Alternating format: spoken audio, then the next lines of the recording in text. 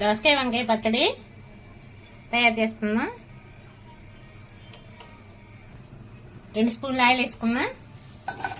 ఒక 8 పచ్చిమిర్చి,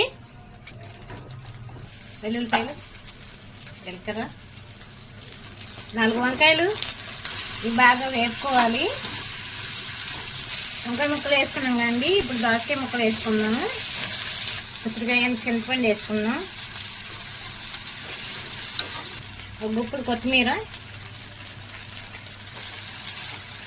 వేగిపోయండి. ఇప్పుడు మిక్సీ జార్ తీసుకొని గ్రైండ్ చేసుకుందాం. ఇది చాలా బాగుంటుందండి పచ్చడి. మీరు ట్రై చేయండి. ఇట్లాగూ సరిపడా సాల్ట్. ఈ విధంగా గ్రైండ్ చేసుకోవాలండి. ఇప్పుడు బౌల్లో తీసుకుందాం.